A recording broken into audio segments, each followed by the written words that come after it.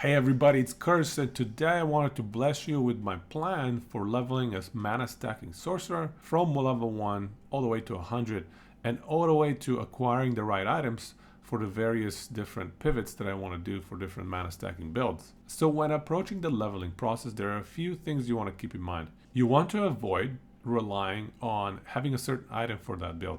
And that's because you might not drop that item as early as you'd like, or even once you drop it, it might require a bit of respecking to shift to that build. So generally speaking, if you're trying to get to 100 ASAP, if you're racing for example, you want to avoid major respeckings midway through that journey. So being overly reliant on specific items automatically eliminates something like the Meteor build I was planning on trying out because of the Harbinger of Star reliance. It eliminates Fragment of the Enigma and Spark charges because you never know when you're going to get these items, the dagger as well. We can also eliminate Disintegrate because it's a bit of a slower build in general, so leveling is not going to be as smooth as you would like it to be. Leveling requires more mobility, and Disintegrate has the opposite of that. It's a very static build.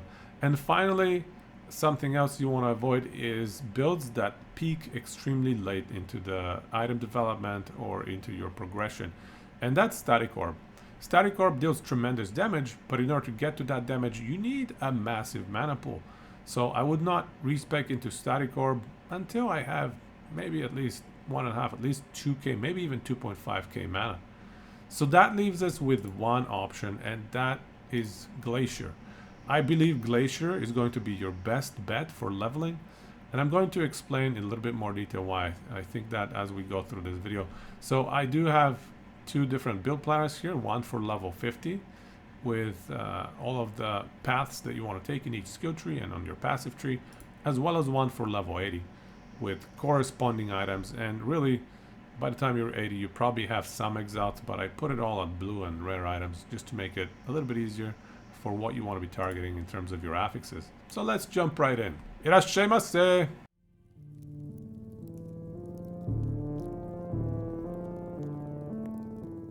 So here is the level 50 planner. And why Glacier? What makes Glacier really attractive for leveling are these two nodes over here, Lesser Glacier and Cold Snap. Lesser Glacier removes 80% of the mana cost, making Glacier cost only 10 mana. You can spam Glacier quite a bit, it still deals great damage.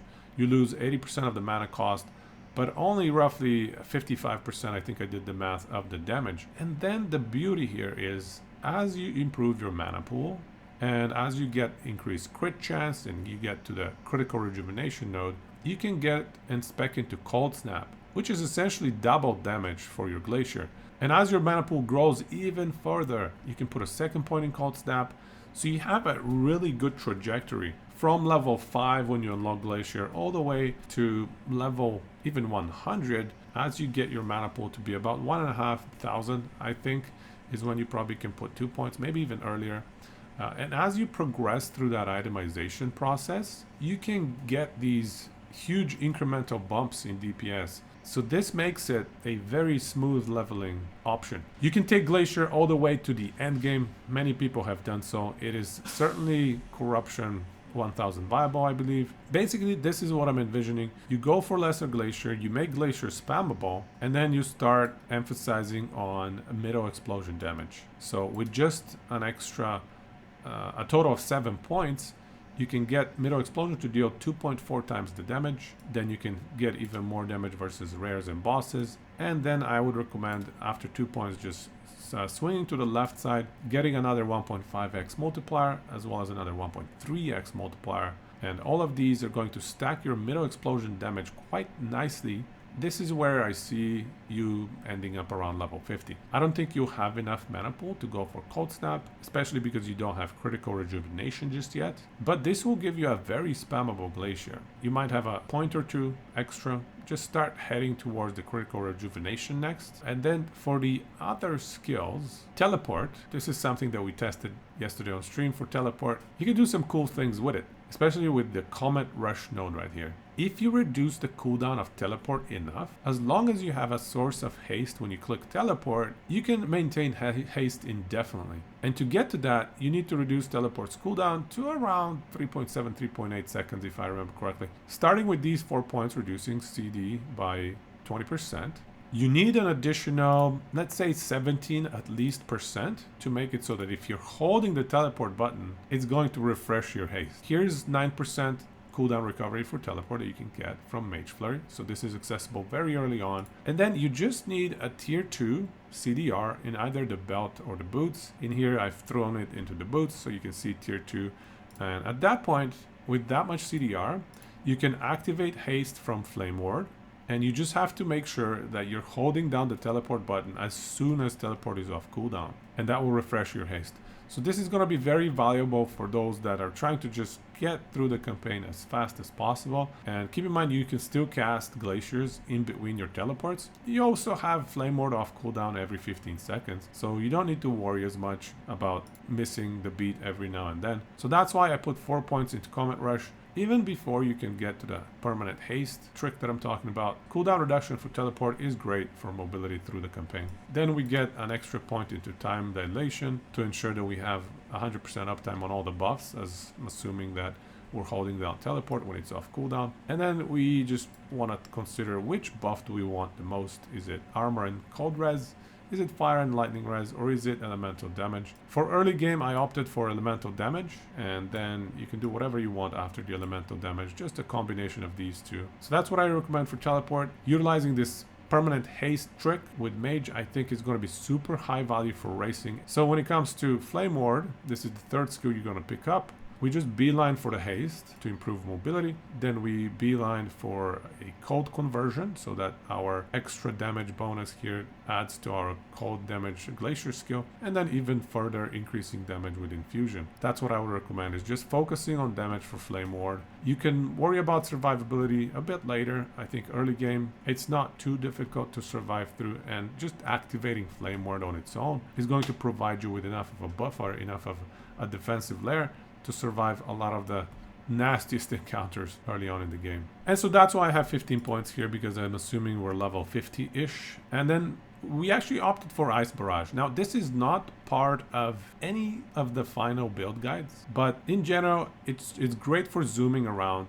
It gives you 60% more global cold damage, and it also allows you to click something, and during monos you just click your Ice Barrage and you just run forward with all of your haste buffs and all your other buffs. And Ice Barrage should be able to handle a lot of the weaker mobs at least. So that's the purpose of Ice Barrage here, is the 60% buff, which is something that we beeline for, and then an extra kind of free damage ability that is very much a passive damage. You always want to be looking out for passive damage sources when you're leveling to 100 and when you're trying to be as zoomy and as racing to 100 as much as possible. Finally, we have Arcane Ascendance. That's the last skill we opted for. This is a boss DPSing skill. You activated this for boss fights. There is a really cool synergy between Arcane Ascendance and Glacier. Because of the lesser Glacier here, minus 80% mana cost, the plus 5 mana cost per spellcast that Arcane Ascendance has embedded in it actually gets added in before the minus 80% multiplication. So it kind of doesn't really add any mana cost to Glacier. It's completely irrelevant. You can ignore that plus 5 mana cost. So we kind of get 100% spell damage and 50 cast speed almost for free. The only downside is the mana drain, obviously. So we try to mitigate that. That's the first thing I go into, is mitigating the mana drain. Then we go for extra spell damage and then some just other bonuses. So Arcane Ascendance is just a very simple buff setup to give you a lot of extra damage and a lot of extra cast speed. So you can see everything revolves around Glacier as kind of a DPS active damage source, Ice Barrage more towards monos as a passive damage source, as well as a damage buff for Glacier, Teleport and Flame Ward for mobility and survivability, and Arcane Ascendance as a boss damage buff. So this is how I see the early game flowing. Now let's talk about the itemization. You can see I have all blue items and everything is tier 3 or below. So in terms of implicits, I would recommend spell damage. Max mana is alright as well. Mana regen is okay, but these are the two ones I would prioritize. And remember, we're level 50, so we cannot use anything past Mystic Helm. For affixes, On all of your items, I would focus on flat mana as well as intelligence. And the reason for that is flat mana scales both your damage and your survivability. Survivability coming from the passives and damage coming from enabling you to take cold snap when you're ready. So scale that mana as much as possible. It's both a defensive source and an offensive source. And then intelligence, same thing. Scales both your defense and your offense. On the offense side, it gives you the 4% increased damage as well as the 3% crit chance, which is super valuable to be able to reach the critical rejuvenation breakpoint of getting 100% crit basically. Intelligence is in a way going to enable you to hit cold snap even earlier. Make sure to stack int and mana, that's what I would recommend. And obviously it gives you ward retention, and you're not going to be getting other sources of ward retention early on in the game. But keep in mind that spell damage is a decent choice for certain weapons and for rings which don't have mana, for example. So spell damage, cold damage, even elemental damage is alright, even though it's lower rolls. But anything that intersects with your Glacier's cold damage is something that you should consider as an option. In terms of weapon, make sure to just get the highest level requirement wand, just because it has the highest flat spell damage. That's what you want to prioritize. Even if you get a worse wand with, let's say, a tier 4 increased spell damage, that's probably not as good as getting just a white Spriggan branch. Keep that in mind. Flat spell damage, your only source of that early on in the game is going to be your weapon. In terms of chest, this level 41 is probably best. This is good for res. Yeah, this is probably your best bet as soon as you hit level 40 and you drop one of these, assuming that they get good stat lines or good affixes. For the offhand, crit chance is a must, so get flat crit implicits, and then modifiers, obviously mana and whatever res you can get. You can see I've dropped res here and there in some of the items, but I've been fairly modest in what I've thrown in the items. For boots, prioritize move speed because we want to get through the campaign and we want to get to 100 ASAP, and we can't do that without sufficient move speed. And as I mentioned, you want a tier 2 or tier 3 CDR to enable you to have 100% uptime on haste. Relic, the flat mana relic is best. For rings, definitely aim for silver rings if you want to be racing. Otherwise, if you want to have a little bit more survivability, gold rings are great, and a bit of crit chance is okay, a bit of mana is okay. I would prioritize silver rings just to get through the campaigns. This noble sash gives you flat mana implicit, so it's pretty nice for that. In terms of gloves, just get some res out of these gloves if you can, and then modifiers, again, same thing, mana int. In terms of amulet, I like the cast speed amulet best, but if you can't get a good one, there are some alternative decent choices, like copper amulet is decent. The crit chance here is really low, so it's not great. As soon as you hit 58, you're gonna want the bone amulet. But prior to that, cast speed is your best bet. And that's about it. You can see at level 50, we're sporting 400 mana. Not too much, but given that Glacier is 10 mana per cast, this is solid to be able to just spam it as much as possible during even Arcane Ascendance. Now, in terms of passives, you can see I've opted for int and res here. Obviously you want mage flurry at least 3 points just to get the CDR for teleport, as we discussed previously. Then health and mana, and on the Sorc side, this is really high value to give you survivability early on.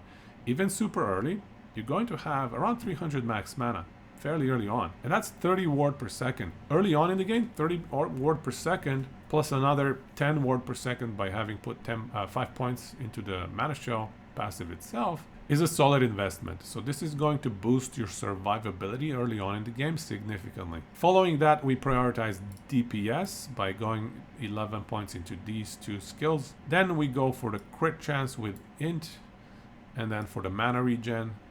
Then for the cold pen with cold leech. Cold leech is not super important because we're going to be focusing significantly on ward, but it is more valuable early on because our ward pool isn't going to be as high as it is going to be in the end game. In the end game, you're going to have so much ward. Cold leech is not really going to be a major factor. And then crit, it's probably too early to focus on that. We don't have enough int, we don't have the right flat crit items just yet. I would probably more focus on crit when I get the 6% flat crit offhand. And then spell slinger is what I go for next for the extra cast speed and spell damage. And after that, at level 50, this is as far as you're going to go, is probably around 62 passive points. You're probably aiming to get to Mana Well ASAP, as well as getting to Archmage and maxing that out, because that's a solid 10 spell damage, and the Mana Refund is nice as well. I want to highlight here that we're not going to Lost Knowledge yet.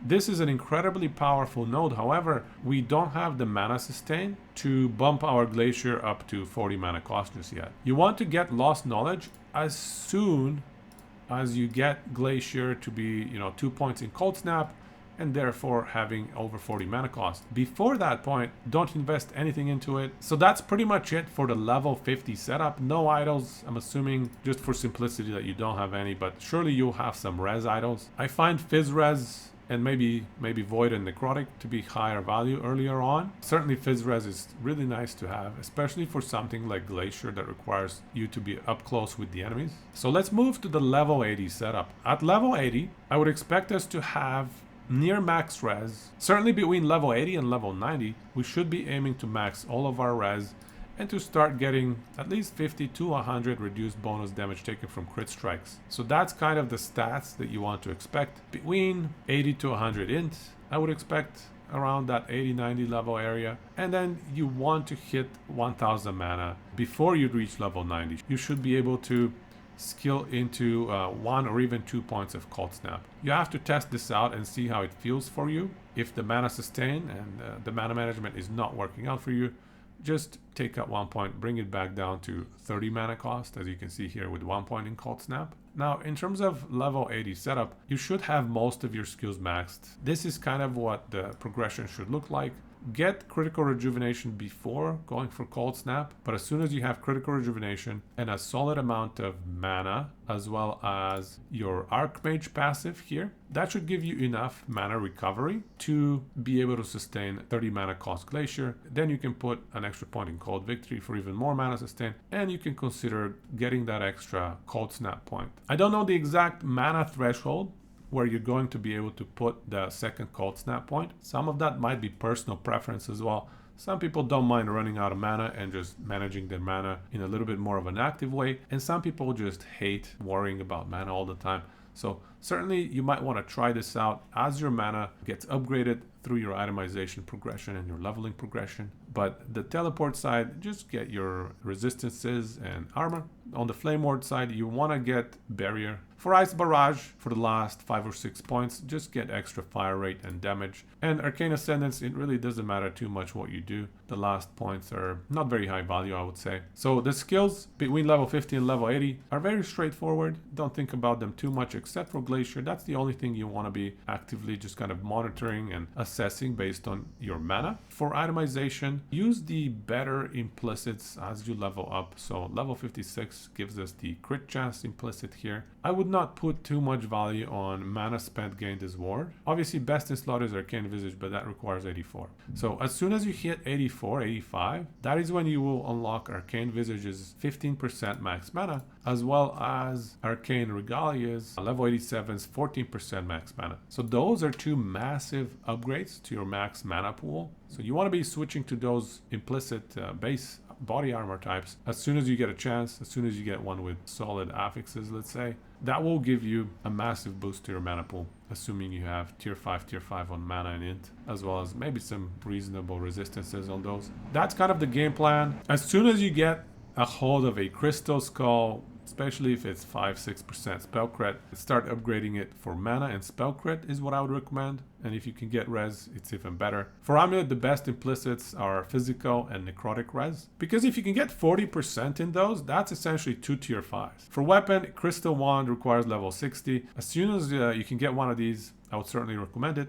60 mana is basically a tier 5 prefix on the weapon slot, as you can see. Increased spell crit is solid just to get to that 100% spell critical strike chance threshold. And keep in mind 64 here is sufficient because Glacier gets 8% base crit. For the rings, nothing too fancy. Again, we're just going for int and res, int and res. Belt, we get the armor, maybe CDR. Res is solid as well. And reduced bonus damage taken from crit strikes. For the boots, the best implicit that I really think you should focus on is Vanguard for the 50% increased effective haste. That is essentially 15% move speed. So these are 33% MS at max roll just from the implicits. Then you can get another 18 from tier 5. A solid choice until you get Citadel boots to get your defenses maxed out and get extra armor. You can consider level 54 requirement Arcane bracers for implicits. You want to strike a good balance between focusing on the implicits too much versus grabbing solid prefix and affix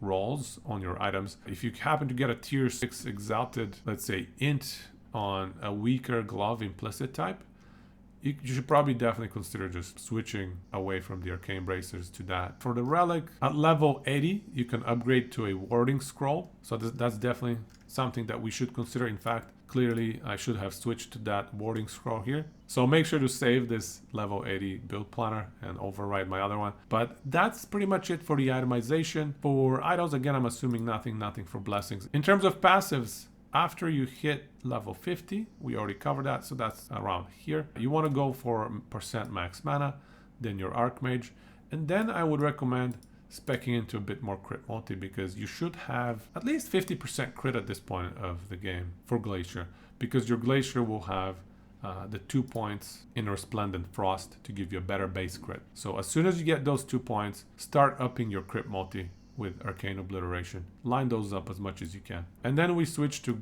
Rune Master after that, and we get some high value unsealed mana for cast speed and mana flat. And Arcane Focus, just a great passive overall. Int and ward gain on direct spellcast. You can see that means we're going to be level 80 exactly with 20 unspent points. So this is the overall progression that I see with a Glacier Mana Stacking Sorcerer. You start off with super cheap Glacier thanks to lesser Glacier, and as you progress and as you improve your crit chance, as you improve the skill tree to reach this crit conversion to mana, and you get your max mana pool sufficiently high enough, you can double and then even triple your damage by putting 1 and then 2 point into Cold Snap. So I think that kind of progression is going to make Glacier really smooth. It's a gradual progression. It allows you to translate your itemization upgrades to direct damage upgrades as well as direct survivability upgrades, whereas certain other skills aren't as correlated with your mana stacking as Glacier. So that is my plan for leveling my Mana Stacking Sorcerer.